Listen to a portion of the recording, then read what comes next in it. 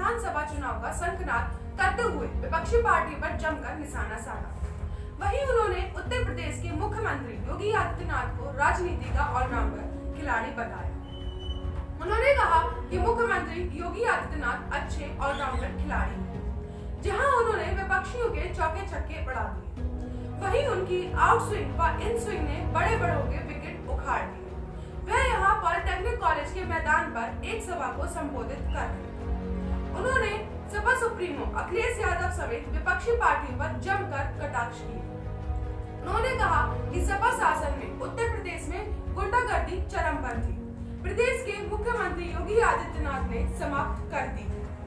उन्होंने जहां बुंदेलखंड में केंद्र व प्रदेश सरकार की उपलब्धियां गिनाई, वहीं बुंदेलखंड की समस्त सीटों पर जिताने की शपथ भी दिला गए। उप मुख्यमंत्री दिनेश शर्मा ने भी प्रदेश सरकार की उपलब्धियां गिनाते हुए भाजपा को जिताने के लिए कहा। इस मौके पर केंद्रीय मंत्री श्री भानु प्रताप वर्मा, साध्वी निरंजन ज्योति, सांसद अनुराग शर्मा, सदर विधायक रवि शर्मा, बबीना विधायक राजीव सिंह पारीजा, गौराटा विधायक जवाहरलाल राजपूत, मऊरानी विधायक बिहारी लाल आर्य, संजीव सिंह ऋषि, सुबोध गुबरेले, मुकेश मिश्रा आदि मौजूद रहे। न्यूज़ एनआर के लिए रवि शर्मा की रिपोर्ट। जिन्होंने भारत को आजादी दिलाने के लिए हफ्ते हफ्ते फांसी के फंदे को चूम लिया था, आज ही ठाकुर रोशन सिंह का भी बलिदान दिवस है।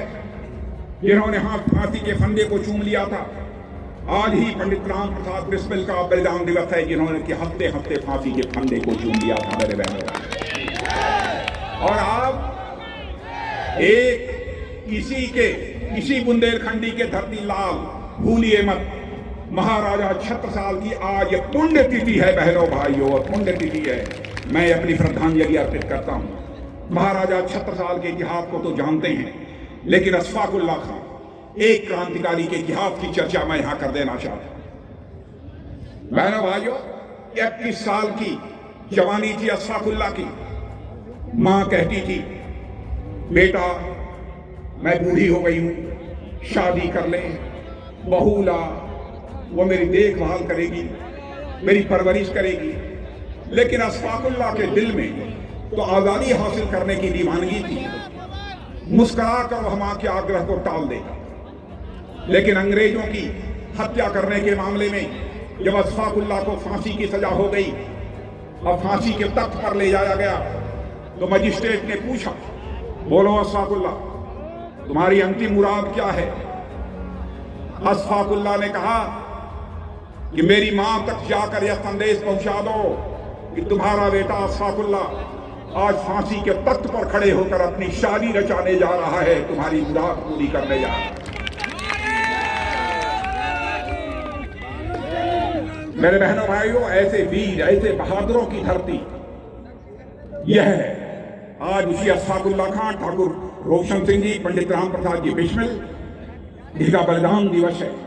इसलिए मैंने उनकी चर्चा की। इसलिए यकीन रखना, भारत का इतिहास रहा है, हमने दुनिया के किसी देश पर कभी आक्रमण नहीं किया है और न दुनिया के किसी देश की जमीन पर हमने कभी कब्जा किया है। बहनों भाइयों, यह हमारा चरित्र है।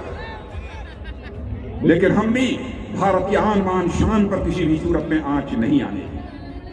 बुंदेलखंड के विकास का जहां तक प्रश्न है, प्रधानमंत्री ने बुंदेलखंड के लिए 6,700 करोड़ रुपए की परियोजनाओं का उद्घाटन और शिलान्यास अभी कुछ ही दिनों पहले किया है। महोबा में अर्जुन बांध परियोजना का लोकार्पण 2021 में हुआ है, पहले हो जाना चाहिए। 2014 में ही मोदी जी ने इसके बारे में कहा, लेकिन उस समय समाजवादी पार्टी की सरकार थी, उसने उसको नहीं होने दिया। लेकिन योगी जी के आने के बाद वह जो है अर्जुन बांध परियोजना जो है पूरी हो पाई है, उसका लोकार्पण हुआ है। बुंदेलखंड सेतु बंधु रामेश्वरम है वो है ही नहीं, इस प्रकार का एफिडेविट कोर्ट में देते हैं।